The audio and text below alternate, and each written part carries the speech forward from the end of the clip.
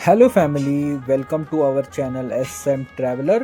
तर आज आपण आलो आहोत पनवेल फेस्टिवल, जो की अरेंज्ड आहे यावर्षी कर्नाळा स्पोर्ट्स अकॅडमी येथे आणि एंट्री तिकीट आहे 30 रुपये मात्र.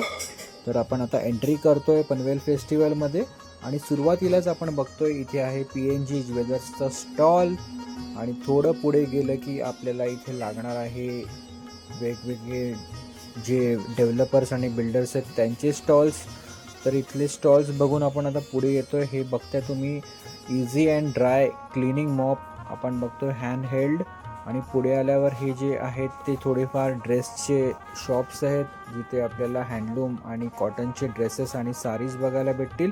त्याच्यानंतर हे थोडेफार किचन्स, तिथून मी एक छोटीशी मला आवडली ही किचन ही घेतलेली आहे. मँचेस्टर युनायटेडची घेतली, पण ही अशी राऊंड फिरणारी युनिक किचन घेतली आहे. पुढे हे पण परत हँडलूमचे शॉप्स आणि शिवांश बघा त्याने आता बबलची जी स्टिक आहे ती घेतलेली आहे. आणि हे ना हँडमेड राजस्थानी चटया आहेत, ह्या फोल्ड होतात अशा आणि हे ट्रॅव्हलसाठी एकदम उपयोगी आहेत मित्रांनो. पुढे ना हे ऑर्टिस्टचं मला दिसलं एक स्टॉल आहे, जिथे तुम्हाला ना ऑर्टिस्टचे कॅरोके स्पीकर्स बघायला भेटतात. त्याच्यानंतर परत हे हँडलूमचे शॉप्स आणि हे ना लहान मुलांचे मला खूप आवडले असे टी-शर्ट्स आहेत, प्रिंटेड टी-शर्ट्स मराठीमधले. तुम्हाला आवडले तर नक्की या. हे स्टॉल ओपन आहे 31 डिसेंबरपर्यंत पनवेल फेस्टिवल म्हणजे. तर इथे आलात तर इथे या शॉपला नक्की विजिट करा. खूप छान स्टॉल आहे, छोट्या मुलांसाठी ड्रेसिंग छान आहे. पुढे आल्यावर आपण हे बघतोय हे मोठ्या माणसांसाठी, मुलांसाठी, बॉईजसाठी युनिक असे टी-शर्ट्स आहेत. 250पर्यंतचे रेंज आहेत. आणि त्याच्या पुढचं स्टॉल हे बघताय ना, हे तुम्ही बघताय हे आर्टिकल्स आणि GI जोज बघताय तुम्ही. नारुटो वगैरे आहे, छान असं स्टॉल आहे इथे. तर इथे ह्या स्टॉलला पण व्हिजिट करा. किड्ससाठी कारमध्ये ठेवायला, त्याच्यानंतर डेकोरेटिव्ह आयटम्स हॉल आणि लिव्हिंग रूममध्ये ठेवण्यासाठी. हे पुढचं स्टॉल तुम्ही बघताय जिथे आपण वॉचेस बघतोय. आणि त्याच्यानंतर माझ्या फेवरेट स्टॉल जिथे चाट आणि हे मुखवास वगैरे भेटतं.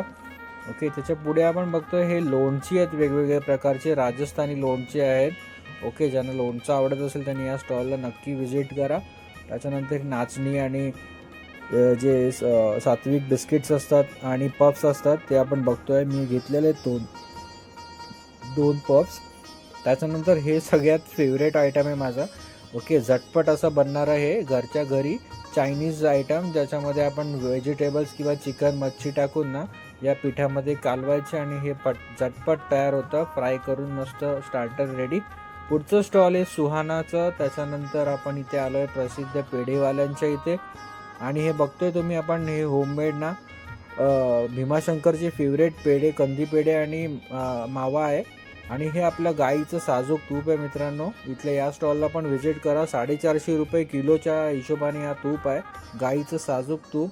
आणि त्याच्यानंतर हे स्टॉल जिथे सेंड होऊन आपण फनफेअरमध्ये आलेलो आहोत. पुढे बघा खूप छान आणि खूप वेगवेगळे ना राईड्स आलेत यावर्षी.